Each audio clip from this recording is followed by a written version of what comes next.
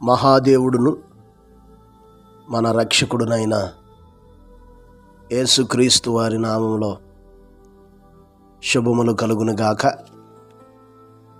నేటి వాక్య ధ్యానము 1 యోహాను పత్రిక 3వ అధ్యాయము 8వ వచనం. అపవాది మొదటి నుండి పాపము చేయుచున్నాడు గనుక పాపము చేయువాడు అపవాది సంబంధి. అపవాది యొక్క క్రియలను లయపరుచుటకే దేవుని కుమారుడు ప్రత్యక్షమాయెను. ప్రియులారా, పరలోకములో మహాదేవునిగా నిత్యుడైన దేవునిగా ఉన్న ప్రభువారు ఎందుకు తన దైవత్వాన్ని విడిచి భూమి మీదకు మానవుడిగా దిగివచ్చాడో ఈ వచనంలో మనం చూడగలుగుతున్నాం. సర్వలోక ప్రజలను మోసపరుచువాడును, పాపము చేయుటకు ప్రేరేపించువాడును, దైవ కార్యములను అడ్డగించువాడును,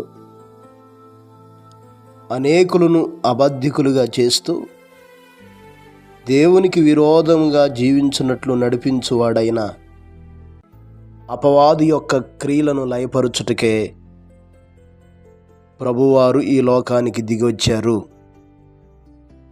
అవును, అపవాది మొదటి నుండి వాడు పాపం చేయువాడు, వాడు అబద్ధికుడు, యుక్తిపరుడు, నరహంతకుడు, శోధకుడు, మరణం యొక్క బలము గలవాడు.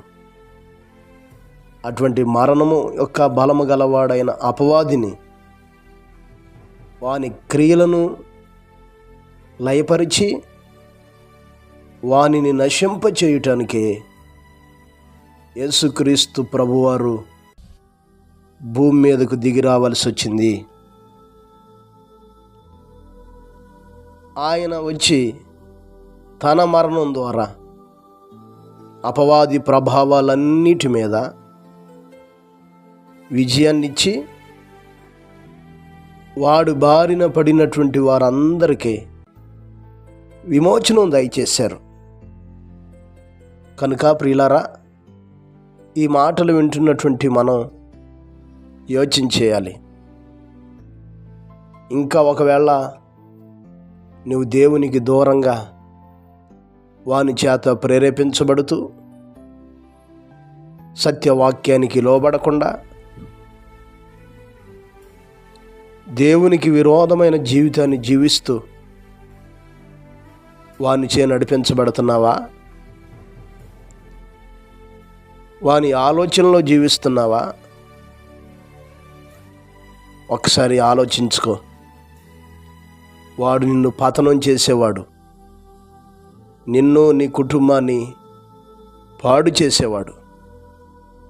మనం పాడైపోకూడదనే, వాని క్రియలకు లోబడకూడదనే పరమను విడిచి భూమి మీదకు దిగి వచ్చినటువంటి యేసుక్రీస్తు ప్రభువారి వైపు తిరిగి ఆయనకు లోబడదాం.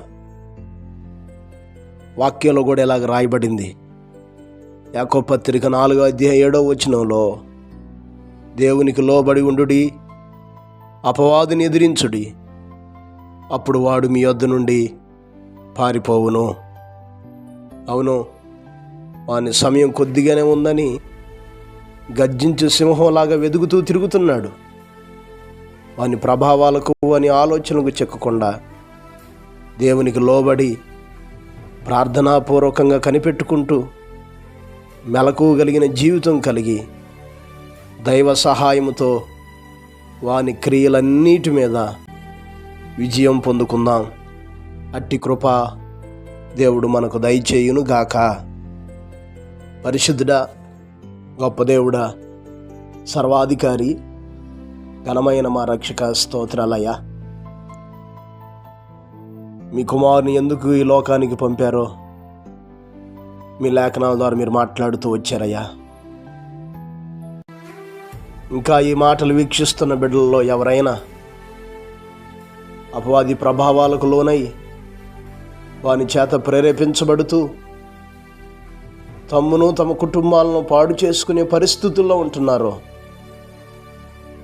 వారందరి జీవితాలకు విడుదలనివ్వండి. మీరెందుకు భూమి మీదకి దిగొచ్చారనే సంగతి సత్యాన్ని గుర్తెరిగి మీ వైపు తిరిగి సమాధానాన్ని పొందుకొనగలిగిన భాగ్యాన్ని ప్రతి ఒక్కరికి దయచేయండి అయ్యా. ఈ మాటలు వీక్షిస్తున్న ప్రతి బిడ్డను దర్శించండి. ఈ క్రిస్మస్ దినాల్లో ప్రతి వ్యక్తికి, ప్రతి కుటుంబానికి సమాధానాన్ని, నెమ్మదిని దయచేయండి. అన్నిటికంటే ముఖ్యంగా మీకు దూరంగా ఉన్నవారు మిమ్మల్ని కలిగి మీ కొరకు జీవించే భాగ్యాన్ని దయచేసి మీరే మహిమ పొందుకొనమని యేసు నామమున అడిగి వేడుకొనుచున్నాము తండ్రి. ఆమేన్. ప్రభు కృప మీకు తోడై ఉండునుగాక.